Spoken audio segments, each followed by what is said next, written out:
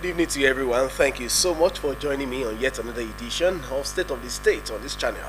I am Sunday Kolawole. Of course, this program is streamed live on all our social media platforms, Facebook, Instagram, and YouTube. Please do join us there. Osrc TV, you find it there. Once again, welcome everyone. Today, we'll be taking a cursory look at the idea to administration 6 months after what has been the success story, challenges, and expectations of the people of Ondo State. Joining me in the conversation this evening is the spokesperson of the governor, the chief press secretary to Governor Loki Aida to Prince Ebenezer Adenio. Good day to you. Thank you so much for joining. Thank you very much for having me. It's good to have you on State of the State once again. You too. Let's begin with an overview of the impact of it's called our ease mandate. How well indeed has it brought ease to the people of Ondo State 6 months down the line? Let's do a general overview. I know it's dangerous to ask someone like you to do an overview of 6 months. We might be going on and on, but then just in 1 minute, what's the overview, general overview of the impact mandate? Has it really been easy for the people, not just for those of you in government? Thank you very much. Mr. Governor was sworn in for his first full term in office on February 24th, 2025, and which was about 6 months ago. And from day one of that inauguration, he's been working for the people of Ondo State. And you did mention our East agenda, and all the sectors of Ondo State have been touched one way or the other under that our East agenda. And I can tell you that even though it might be a little bit difficult for people to see it on time, but there are deliverables that have been delivered to the people of Ondo State. It was difficult for people to see it on time? People can be in a hurry sometimes, okay. because sometimes they want you to start a road today and finish it tomorrow. And sometimes they want you to start a building, flag off, lay the foundation of a building today, and then next week you come and commission it. But of course, when you have when resources come to the state, the governor will sit down with the team to deploy the resources, and the first line charge will be the salaries of civil and public servants, and that has been a success story so far. First time in the history of the state, civil servants get paid before the end of the month now in Ondo State. I think the salary for August was paid 2 days ago on the 26th of August. So that's a plus for us as an administration. And then a lot of backlog of entitlements and salaries have been cleared by Mr. Governor. Pensioners are getting their pensions on time. Not only that, aside Lagos, we pay the highest pension in the Southwest. And once that is taken care of, that is that first line of payment of salary, pension, and the rest, whatever is left is what the government will deploy to capital projects across the state. So you have a lot of projects going on across the state, from infrastructure to education to health to security to agriculture. So you have to touch everywhere at the same time. So it might not be easy for you to just focus on one sector, because sometimes they will say, oh, okay, this governor is known for this, or this governor is known for this. I mean, you can't just focus on one sector and then at the expense of other sectors. What is Aida to administration known for? That's exactly what I'm saying. It has not been known for anything. No, don't put it that way. The point is, a governor is elected, at all sectors. Yes, a governor is elected to take care of all sectors. A governor is not elected to focus on a particular interest. If somebody just speak, maybe I'm a doctor, therefore I'm going to focus on health alone at the expense of other sectors. I mean, a governor is elected to touch every sector: education, agri, infrastructure, health, security, everywhere. Interesting that you mentioned security. For a government to succeed, that government needs to do the basics right. Because if you go for some people travel out of the country and look at what the Western world looks like, and then use that to compare to us here.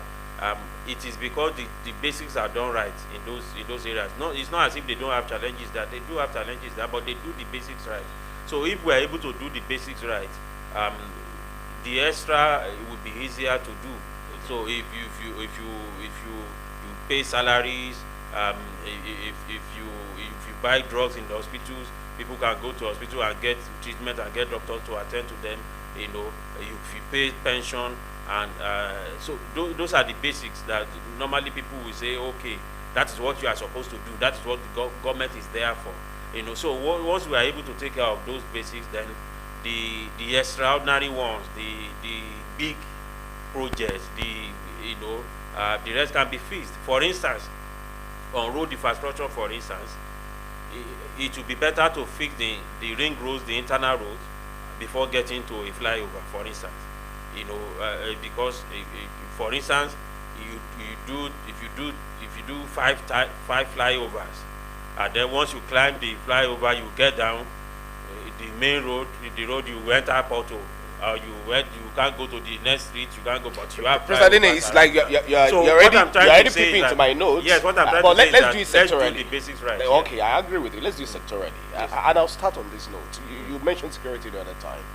You remember the last time you were here, it was almost an issue between us talking about security because of the challenges on our hands. Well, I must be honest, that's part of our job. When we see improvement, we must talk about it. When you are not also doing quite well as expected, we will tell you. I must say that to some extent, security has improved in Ondo State. Of course. Is it a process of plugging the loopholes we identified the other time, or what exactly did the administration do well that it has not been doing well before? It's not as if there were loopholes. It's just for us to identify where the major challenges were. Yeah, okay. And I think just some months ago, after Mr. Governor came into office in February, he distributed utility vehicles to security agencies in the state, all the security agencies. But it's not as if that has not been done before, because if you remember, early last year he did the same. Just a few months after taking over, he distributed utility vehicles to security agencies. But part of the success stories that we have in the security sector now is that the administration has been able to identify the flashpoints, particularly communities bordering other states, like communities close to Kogi, communities close to Edo. Those are the flashpoints where we have people invading our communities they just come in and do whatever they want and then run back. You know, in fact, if you look at it now, recently the suspects that were allegedly responsible for the attack in Owo in 2022 were arraigned in court, and the charge sheet read that they came from Kogi to do the evil work here. So the government has been able to identify those flashpoints where we share borders with other states, with communities within other states. And so we have more security outposts now, more security posts. So would there be sustenance of this improvement? Yes, of course. Then we have Mr. Governor will always say that security starts from intelligence gathering, and that if we're able to fortify intelligence gathering process, we'll be able to curtail whatever evildoers want to do. So now we have plainclothes individual security people living among the people in those areas. You can't see them; they are not in uniform, so they are among the people living just like ordinary citizens, ordinary residents of those areas. So they gather intelligence and they feed back the security operatives, so that if there are threats incoming, it will be easy for us to fortify those areas and make sure that we checkmate. Of course, no matter what the government does, there will still be pockets of challenges here and there. But for now, even the federal government has identified the fact that the security situation in those states has improved. All right. Infrastructure development will remain one area that no citizen will stop asking questions about, because they want to see more. You said people are always in a hurry. Of course, they voted so that they will have that improvement. So let's start this way, talking about infrastructure. What's the update on the long overdue Ogarabulin flyover? Thank you very much. Like I said earlier, it is practically impossible for the government to focus on just one project or just one sector. When Mr. Governor came on board, Onyaru Flyover was one of the projects he inherited from his predecessor, and he did promise the people of Ondo State that none of those projects would be abandoned. And in Akure at that time, there were three major road projects inherited by the administration: Oda Road, the Joka Road, and the flyover. That road has been completed and commissioned by the governor during his 100 days in office. The work at the flyover is nearing completion. The either side of the divide had been completed. What is being done now is the slabs, that will be used in order to close the overhead of the highway. But like I said earlier in an interview today, that a flyover is not something you do in a hurry, because sometimes when you set those slabs, sometimes it will take like 28 days for them to set properly for you to place them. So, but if you go there, you see that there is no single day that you will not see people working at the flyover. So that is nearing completion. The only project that we have major challenge with is the Joka Road project. That has been reviewed 2 or 3 times with the contractor. I think the knotty issues remaining now are being sorted by the Minister of Infrastructure, so that we can speed up work there. Is this not the issue relating to money for the contractor? What exactly is the challenge? Well, not just money, because I did say earlier today that sometimes one of the reasons why governors abandon the projects of their predecessors is that once you take over that kind of project, more often than not, you spend twice or triple of the cost of the initial cost of the project, because you see a situation whereby, for instance, if a road project is awarded for 1 billion naira, and the person who awarded it has paid 700 million, that's 70%. And then that person leaves office, then another person comes and then reviews the file and sees that 70% has been paid, and then goes on the site and realizes that only 30% of the work has been done. And then you call the contractor to say, how do you reconcile 30% work done with 70% money collected? And the contractor will say, oh, ask the question from those who gave us the job, and etc., etc. Then you now need to review the work, or you ask the contractor to, because the contractor is going to ask you for money. And then you might feel reluctant to give the money because you say, okay, do the work to 70% of the money you have collected, then raise it as a certificate, then we can give you money for the other 30%. And then the contractor could come back and say, oh, okay, when this contract was given to me, cement was sold for 2 naira, now it's sold for 5 naira, you need to give me additional money. And so you need to review the components of the contract, and then either you continue with the contractor, or you revoke the project from that contractor and give it to another contractor. Whichever way you are employ, you end up spending twice or 3 times more of the initial cost of the project. But is there a headway now? So yes, of course, like I said, there have been 2 or 3 reviews on the project, because if you look at the Joka Road project, it's a very big one. It's actually bigger in size than that of Oda Road. If you look at the width and also the length, so those minor areas remaining with the contractors, I think the commissioner said there was a meeting last week held with the contractor to do the agreement on the other areas. So I'm sure now that the rains are going down a little bit, the work there, once the work resumes there, it will be sped up. Well, CPS, you agree with me that infrastructure has always been what everybody wants to see. As a matter of fact, that's the yardstick of many citizens of the performance of an administration. Much ado about traffic lights recently in Ondo State. In fact, some people said, why is Ondo State celebrating traffic lights? We saw many of government appointees. Nobody is celebrating. Nobody is celebrating. Wait a minute. Nobody is celebrating traffic lights. I said it earlier before you continue that you need to do the basics right. The traffic lighting is one of the basics, because you go outside the state, you go to Ekiti, and then you come back here and say, oh, there's traffic light in Ekiti. Ondo State is bigger, it has money, there's no traffic light. You go to Lagos, then you come back and say there's no traffic light. If the traffic light is done now, you say, okay, why are you celebrating it? Nobody is celebrating it. If you put it out there, we need to also tell people that this is part of what we are doing. It's part of the basics. So what we are doing as a government is to do the basics right. So once we are able to do the basics right, the additional, the big projects can then come. But you want to be able to have sanity on our roads, especially our major roads. You know, so instead of the incessant accidents along the Obadeshida road, and then the traffic gridlock all the time because the people are not patient enough to wait for one another and all that. But you have orderliness now. You know, people can wait for red light, for green light.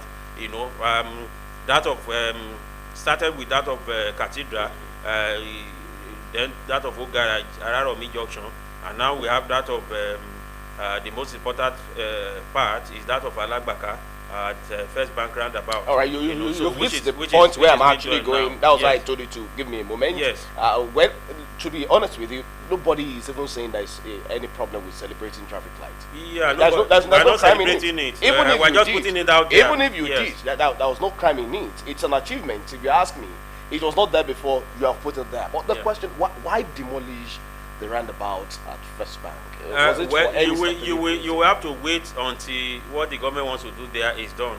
The people deserve the right to know what the government wants to do there. No, it might be difficult for you to understand it until it is done. Because if Mimiko had said at that time that we wanted to do water fountain, there people might not understand. Why do you want to put water on the road? But after it was done, people they saw that, oh, okay, this is the idea. You know, so you might not be able to really understand the concept until it is done. So let our people be patient and let the job be done. Once the job is done, then they will be able to see what the government has in mind for that place. Okay, you don't want to let the cat out of the bag. Not yet. All right. Let's also talk about what left many tongues wagging recently, and that's the ongoing judiciary village project in Akure, the Osrc capital. Some people felt it's been abandoned. Some people even said no, it's substandard work that's going on there. And then that got many people talking. You are the spokesperson of the governor, so you have your eyes on many of all of these things. What exactly went wrong? No, nothing went wrong at the site of the judicial complex. If you go there now, you see that work is ongoing there. In fact, as a matter of fact, those who work there sometimes they work overnight because Mr. Governor said the project will be delivered I think by December of this year. It's supposed to be, I think it's supposed to be 16 months. I think it was flagged up in December of last year for 16 or 18 month completion period. So if you go there now, you will see that work is ongoing. Some of the projects, some of the structures include underground structures where you have to put solid structure in place. It includes underground parking lot, underground storage, and the rest. So if you go to the site, you see that work is ongoing. There most of the structure are already standing, with the exception of the underground structure that they are working on now. And I'm sure once they finish with the underground structures, they can continue to complete the remaining physical structures. All right. So there's nothing wrong. There's no nothing is wrong. As a matter of fact, after that shenanigans, the Nigerian Society of Engineers came there. Their officials came there. Their experts came there to assess the structures. They carried out tests on all the structures, and they gave a pass mark that there's nothing wrong anywhere there. The administration invited them? Yes, because at that time there was a need to reassure the people that there's nothing wrong here, and who else will you call other than the Nigerian Society of Engineers? And so those are the experts, and they came there. Those people are not on the payroll of the government. They are not government officials. They are not civil servants. They actually came from the zonal office of the Nigerian Society of Engineers, and they carried their branch. No, the Ekiti. They came from Ekiti, so they carried out their independent test there, even though our own internal experts had carried out their own test. But those people also, they brought their own experts. They carried out their test. They went around, and they certified it that there's nothing wrong there. All right. Recently, too, there were reports everywhere that the governor has approved that 5 kilometer road be awarded to all of the local governments via the commissioners. I do not know if the commissioners are aware of this. Recently, one commissioner even did say he wasn't aware. But you are the spokesperson of the governor. You know I keep repeating that because I expect you to know what exactly is the issue or the development there. Is it the same ramp road or what? Well, no, not it's not the same with ramp. The project. The problem is that the report came. Is the structure of how the report came out. Okay. The report came out in to the effect that maybe the projects were given to commissioners, which is wrong. No, the commissioners were not given road projects or allotted. So it is wrong to say that you awards 5 kilometer road to each commissioner. No. That's not the story. Okay. The idea is for it to be per local government. You understand? But the belief is that the members of the cabinet will have a say on nominating the roads or the areas where the 5 kilometers should cover. Okay. So it's not as if it was given to the commissioners. It's the second phase of the, in January, Mr. Governor approved the 60 kilometers road rehabilitation across the state. Some of them have been completed and commissioned. If you, in Akure, for instance, during the 100 days, Mr. Governor commissioned some in Akure, Bagbalogun, you have Atoshinle, you have Oweakala, you have Chidade, and the rest that have been covered within the 20 kilometer percentual district. Some are ongoing at the moment. He also commissioned some in Ondo, the General Hospital Road in Ondo, and some are also ongoing. So we have those ongoing across the state, in the area of Tukwa, everywhere. So this is the second phase of that. Because that first phase, the 60 kilometer one, was more or less like a carryover from last year, which was the one Mr. Governor approved in January. So this is the second phase. Is what the governor has given the go ahead to the Minister of Infrastructure to work on. Now, what many people believe is that many of the projects being carried out by the current administration are inherited projects of previous administration. You mentioned that of Oda Road project, you mentioned the flyover, you mentioned the Joka Road, and so on and so forth. Yes. We're talking about 6 months after. Thank you very much. Just a moment. Yes. We're talking about the 6 months after the inception of the Aida administration. What in particular would you say is this particular project initiated and completed within the last 6 months of the Aida administration? Well, I don't know how easy it is for you to start a project and complete it within 6 months. I'm not sure is that easy, especially if you are talking about infrastructural project. I'm not sure you can. Even if you finish a building within 6 months, you have to check it very well to be sure that you did the right thing. So, but when Mr. Governor came on board in February of this year, within his first 100 days in office, for the very first time in the history of Ondo State, the governor flagged up 3 dualization projects within the state, 1 per senatorial district. It started with that of Akure to Idori Road, which is along Okia Road. Work is ongoing there now. That is a critical road to agriculture and agribusiness in Ondo State because of what comes out of Idori. And he also flagged up that of Igboko to Okitukupa. That is another critical dualization project. That is in preparation for the takeoff of the seaport.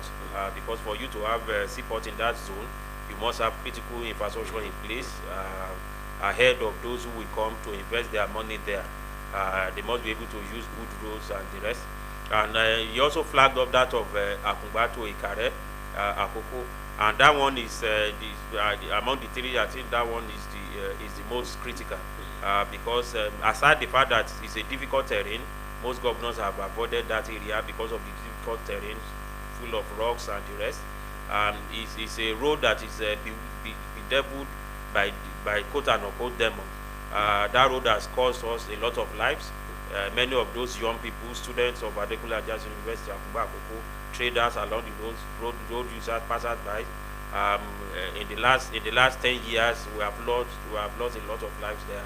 And so the decision of Mr. Governor to dualize that road, of course, generated a lot of enthusiastic reception from the people of Akungba Akoko, because they have been begging government for decades to be able to fix that road.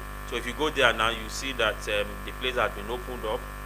So work is ongoing there now. Now even at now, people can still use this because you now have more width. You have it open now for people to use. So work is ongoing there now. So we have those three major dualization projects going on side by side, flagged up by Mr. Governor. And I can assure you, even if within his 4 years in office, if he's able to complete those 4 major projects in terms of our road network, I'm sure it will not be forgotten in the history of Ondo State. So aside that, you have all those that have been flagged up now, like I said, but there are some deliverables that have been delivered already. One first set of those was the recruitment of teachers. Over 2,000 teachers recruited, over 1,000 for primary school, over 1,000 for secondary school. All of them have resumed now working already. Some have worked for 3 months already. So that is to bridge the gap in our education sector, because a lot of teachers have retired in the last 20 years but not replaced. And then for the first time in the history of Ondo State, we have employed that large amount of, it has never been done before in the history of Ondo State, to employ 2,000 teachers at a time. And it's not just about our education too, it's also about creating a gainful employment for the people of the state. Because if you take over 2,000 people from the unemployment market, you have solved a lot of problems in a lot of families. So aside that, Mr. Governor also paid over 600 million naira for our students in the public secondary school sitting for WAEC, just for them to be able to write their external examination free of charge, without the parents having to cough out the money. That is aside the renovation and reconstruction of a lot of school structures going on across the state. Just some days ago, SUBEB, State Universal Basic Education Board, headed by Right Honorable Victor Labinton, brought out the pictures of ongoing projects, especially those that have been completed. Mr. Governor approved those contracts in January of this year, and many of those innovations have been done already. We have the pictures already circulating on social media, the before and after pictures. So those are deliverables that we have had, and now Mr. Governor is trying to revamp our economy by bringing in investors into the state, particularly in our oil sector and also in agriculture. Those two critical areas. In the last 6 months, the government has signed memorandum of understanding with four investors. We've had one on the petrochemical industry. We have one on the oil refinery, and then we have one on the agribusiness too. Just some days ago, Mr. Governor paid a visit to the U.S. Embassy, where he presented to the U.S. officials there the investment opportunities in Ondo State. And I'm happy that the U.S. ambassador actually mentioned that they have noticed the improvement in the security situation in the state, and that they can now list Ondo State as one of the states they can sell to the potential investors from the U.S. that may want to do business in Ondo State. So if we are able to do those within the first 4 years of Mr. Governor, if we see to the implementation of all those investments, together with our seaport, where the development will start soon, if we're able to see to the implementation of those within the next 4 years of the first term of Mr. Governor, a lot of our people will no longer rely on government for employment, and then we can begin to see how we can compete with Lagos, because we have the resources, we have the land, we have all the resources you need in the world to be able to take care of your people. So that is one critical aspect of the work that Mr. Governor is doing. All right, your point is well made. Before I continue, we have all the resources, we have everything, the wherewithal. So you're saying the governor has no excuse not to perform? What the governor is doing now is to tap into those resources. It's not just enough for us to have resources. We must be able to use those resources to our benefit. We must be able to make sacrifice too as a government. So our governor is giving out incentives to those who may want to invest in the state, inviting them. This is not paper investors. We're talking about people willing to invest millions of dollars in our state. You recall that at a time, some months ago, Bashi State governor was there to visit Mr. Governor with a group of investors who have shown interest in agriculture. This is also it's good to have that kind of interstate connectivity, because sometimes people do criticize that oh, maybe the governor is going out of the state too much and all that, but we need such connections to be able to bring people that can develop your state. We can't continue to rely on what we are getting from the federal allocation all the time, when we have the opportunity to increase our IGR. So if you have, for instance, the JB farm in Ore that started some 4 years or so ago, today is one of the highest payer of tax to those state government as part of our IGR, and has employed over 5,000 people. So if you are able to have 10 of those in Ondo State, the farms, the petrochemical, the oil refinery, making use of our free trade zone, if you are able to have 10 of that, that's 5,000 times 10, that's 50,000 people taken out of the unemployment market, aside the revenue that it will generate. Because of our time, I need to move a bit faster now. Before I delve into the issue of politics, I'd like to still stay with the issue of industrial revolution and development. Yes. There was a time we were hearing about powdered egg factory, we were hearing about industrial hub in Orange, we were hearing about some other projects like that. In fact, yes, the red gold, that's the palm oil, the oil palm factory and all of that. What's the update on them? Are they now dead? Why is it that nothing much is being heard about egg factory anymore? The one along Owo Road. Well, I do not have any information on the egg factory, but I know that Ifon Ceramic has been visited recently in the last 2 weeks or so by government officials, and Okitupa Oil Palm is although the work is ongoing there, but there are interests also. There we have a lot of the issue is that it's difficult for government to manage those businesses, to manage those industries, because you need business-oriented people to manage them, profit-oriented people, not the ogata kind of stuff that you just do it because but if you run it as a business and you know you have to make profit, you run it well. So that is one of the areas that Ondipa is working on now, trying to get investors for all those moribund industries. And there's a policy document that has been presented to Mr. Governor by Ondipa on the investors that have already shown interest in those moribund resources. In fact, in some of these areas, we have 3 or 4 investors competing in this. I think, for instance, for our seaport now, we have more than 5 foreign investors that have shown interest in the seaport, and some of them are even willing to deposit millions of dollars in a fixed deposit that the government can have access to. That is like an insurance. That if we don't do this within a period of time, you can take over the money. That is to show seriousness, So we have a lot of investors being coordinated now by Ondipa to revive those moribund industries. Okay. Now let's talk politics. I think we have just 3 more minutes, and so let's look at what's been going on in the political arena. Some people are of the opinion that the All Progressives Congress (APC), your party, has been incursing into the opposition, according to them, too much, and then taking away their chieftains and stalwarts. What is the bait? Well, I don't. There's no bait. The purpose of a political party is to win election, and when a party wins election, the purpose becomes to retain the seat. So now that the party has won election, the party is ruling both at the state and the federal level, at the national level. The purpose now is to retain those seats that we have as a party. So to retain those seats, you need to bring on board people who can add value to the party.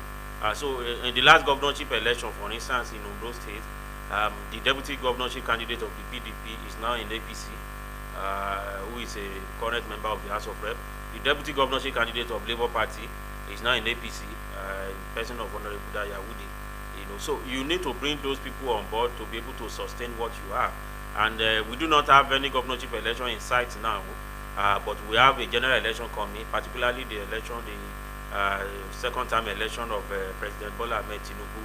And Mr. Governor has promised the president that in the coming one, Ondo State will record the highest votes in the southwest for Mr. President. So that is being worked on, and that is why we are bringing in more and more people to the party to work for us. I'll assure you that your party will be able to really record the highest votes, as you have said that the governor has promised the president. Looking at the health of your party, some have also predicted internal implosion in your party because of all the issues you are bringing together.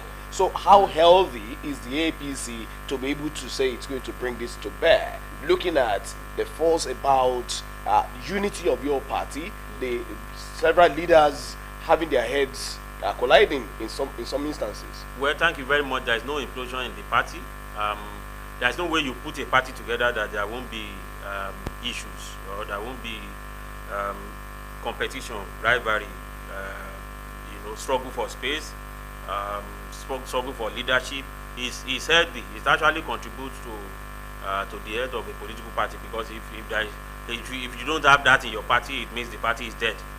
But when you have that in a party, it means the party is strong, and it means the party is ready to win election.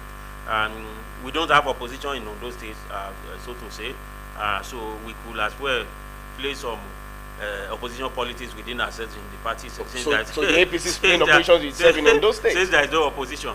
But the PDP is not the only party that's in opposition. You have mentioned how you've been able to poach into the PDP. Yes. There are many other political parties. There's the SDP, there's the PRP, and so on. We are lucky enough that we have a lucky governor who has been able to silence the opposition in Ondo State. Is that healthy for democracy? Silence the opposition? It is. There is nothing wrong with it. There is nothing wrong with it to have a strong political party. There is nothing wrong with it. Don't forget that when Mr. Governor contested last year, he broke record. He did not only win in the 18 local government areas, which is the first in the history of the state for any governorship candidate to win in 18 local government areas. He also scored the highest number of votes that any governorship candidate has ever scored in the history of Ondo State. So it is healthy for the party to continue to grow. It is healthy for the party to continue. Don't forget that recently too, he hosted the meeting of the APC caucus. That's the first in the history of the state that the ruling party, since Agagu left office, it was Agagu that was holding that kind of meeting at the government house regularly. Then caucus meeting. Since he left office, that has not been held. Mr. Governor resuscitated that. He has also hosted the meeting of the Governor's Advisory Council. That has never happened before in the history of the state. Now we have a Governor's Advisory Council that is made up of elders, former deputy governors, former speakers, former this, former that, who can come around to offer useful advice to the governor on how government should run, who can also offer advice on how the party, the ruling party, can also develop. So politically, we are doing well in Ondo State. And what is the relationship between your principal, the governor of Ondo State, and key leaders and key political office holders in Ondo State? For instance, the Minister of Interior, Olubumitunji Ojo. I'm not sure why you are particular about the Minister of Interior, Olubumitunji Ojo. Isn't he one of the leaders in your party? He's a good associate of the governor, but you don't have to single him out. We have two ministers who are from the state. Thank God for President Bola Ahmed Tinubu giving us two substantive ministers for the first time in the history of the state. So both ministers have good relationship with the governor. Okay. Both ministers do visit the government house, do visit the governor on a regular basis. They do visit the governor when he's in Abuja, away from the cameras. Mr. Governor. Okay, away from the camera. Yes, Mr. Governor he speaks with them.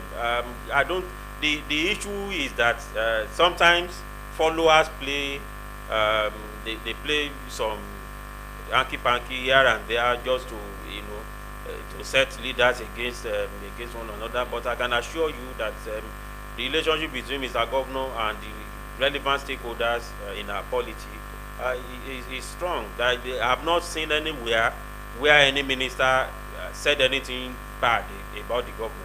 And I've not seen anywhere where the governor said anything bad about any of the two ministers we have. You know, when he was contesting the election, both ministers came. You know, they not only contribute their quota, they use their money. You know, they mobilize people for Mr. Governor, and Mr. Governor appreciated them. When we had the by-election in Akoko Northwest and Northeast, was it okay? Yes, it was Northwest and Northeast.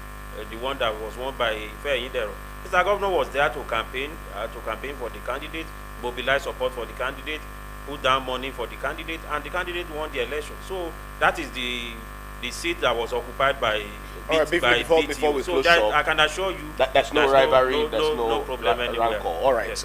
Before we close shop, recently there are also some rancor, so to say, about whether or not support groups should come under one umbrella or they should operate individually and independently for the ahead the coming general election, especially the presidential election. Yes. Has this dust settled? What exactly? Well, there's no dust anywhere. I think some mischief makers just made up stories.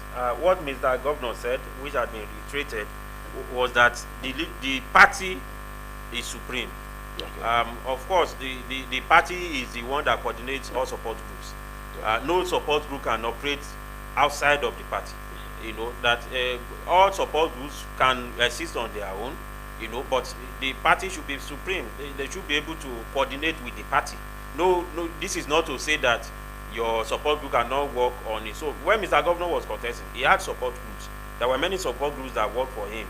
The LAPO FS, the LAPO this, LAPO that. So we had a lot of support groups. So if he had support groups during his election, how will he now come and say that should not be? No. What so he did not say that will only be Ondo for Tinubu? No, he never said that. He never said that. What Mr. Governor put together as Ondo for Tinubu was not just his decision alone. It was that of the leadership caucus that put that together. That does not necessarily mean that other support groups will now cease to exist. No. The issue is that, for instance, if Mr. President is coming to Ondo State for campaign, everybody will be together to welcome him. Whether you go to the airport together, or you go to the stadium, or you go to arcade, or you go to Democracy Park, no group is going to have his own separate that, okay, Mr. President will come and visit us separately. No. All of us will be together where we're going to receive the president. So that is the idea, that every support group should operate within the leadership of the party. Prince Ebenezer Adeniyi, it's been an interesting moment having this conversation. 6 months down the line, and then what's the assurance that the Ondo State people will still keep on being lucky, if indeed they are currently being lucky? I can assure you that a lot of projects that we have embarked on now, okay, they are currently lucky, will have been completed within the next 6 months. They are currently being lucky. We have delivered a lot of deliverables. Others have been worked on. People should be patient. Sometimes we misunderstand the position of Mr. Governor, because he contested while being governor. So that sometimes makes it look as if he's in his second term, but it's actually starting his first term. You know, but because he contested while being governor, could a bit confuse people that maybe this is his second term. He has been in office for 1.5 years. If you count the one he spent, you know, so it's not as if he's been there for 4 years or 6 years or 8 years. So it makes no sense for you to compare him to somebody who spent 8 years in office. He's just been there for 1.5 years. So our people should be patient. All projects will be completed by the grace of God. Prince Ebenezer Adeniyi, Chief Press Secretary to Governor Lucky Aiyedatiwa, he's been speaking on the 6 months down the line, the Aiyedatiwa administration that took over office in February this year. Thank you so much for coming on State of the State. Thank you very much for having me. I hope I didn't raise your blood. Don't worry. Anytime you call me, I'll be here. Thank you so much for coming. All right, everyone, this is where we say thank you to you for being a part of the Outlook. Of course, it returns next week, God willing. I am Sunday Kolawole. Enjoy the rest of the day.